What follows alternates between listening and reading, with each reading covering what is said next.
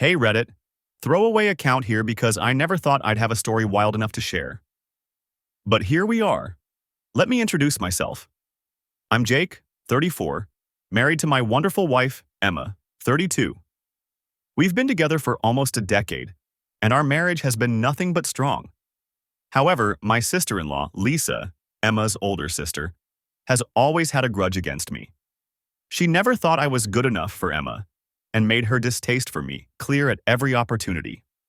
Lisa's bitterness seemed to stem from multiple things: our different upbringings, the fact that Emma and I moved to another state for my job, and, in general, her need to be in control of Emma's life. It always felt like she wanted Emma to stay single, stay close, and stay under her thumb.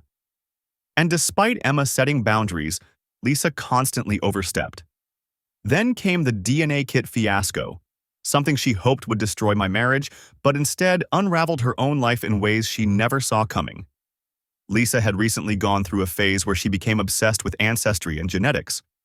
She got everyone in the family DNA kits for Christmas, under the guise of learning more about our roots. I didn't think much of it, and neither did Emma. But Lisa had ulterior motives. See, she had been planting seeds of doubt in Emma's mind for years, suggesting that I might not be faithful or that our son, Nathan, 5, looked too different from me. It was all nonsense, but Lisa was persistent, and she saw the DNA test as her golden ticket to causing marital discord. Emma and I took the test, just for fun. A few weeks later, the results came in, and everything was perfectly normal. No surprises, no secrets. Lisa, however, wasn't satisfied. She insisted on a separate paternity test for Nathan. Emma was irritated but agreed just to shut her up. And guess what? Nathan was biologically mine, 100%. Lisa's plan had failed, but karma wasn't done with her yet. Meanwhile, a few things had been brewing in the background. Lisa had always been overly controlling of her 16-year-old son, Ethan. He was a good kid, but Lisa micromanaged every aspect of his life. He had once confided in Emma that he felt suffocated, but he didn't know how to stand up to his mom. Another subplot revolved around my relationship with my father-in-law, Henry. Unlike Lisa, Henry actually liked me. He and I had bonded over the years, and he often voiced his frustration over Lisa's behavior. "She gets it from her mother," he'd say, with an exasperated sigh. "She always needs control." Then there was the lingering mystery about Lisa's husband, Mark. He traveled frequently for work, and there had been whispers that he was distant, even unfaithful. But Lisa brushed off any concerns, maintaining that their marriage was perfect. The real drama began when Lisa, smug from her failed attempt to ruin my marriage, decided to have Ethan take a DNA test too. She had been bragging about how their lineage was pure and how she wanted to confirm their family history.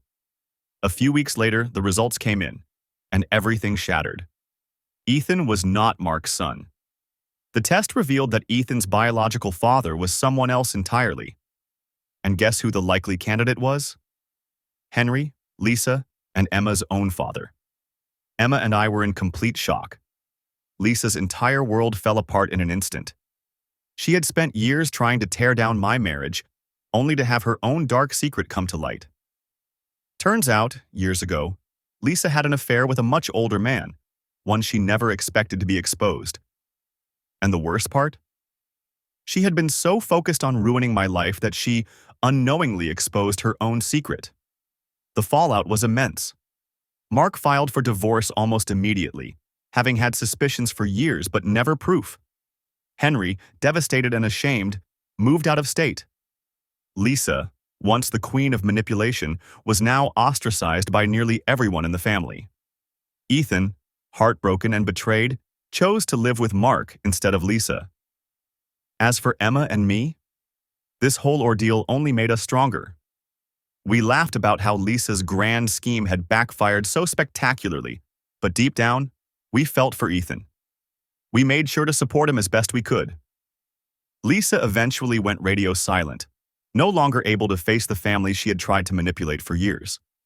Emma and I moved forward, grateful that the truth had come out, and that our love had withstood the ultimate test.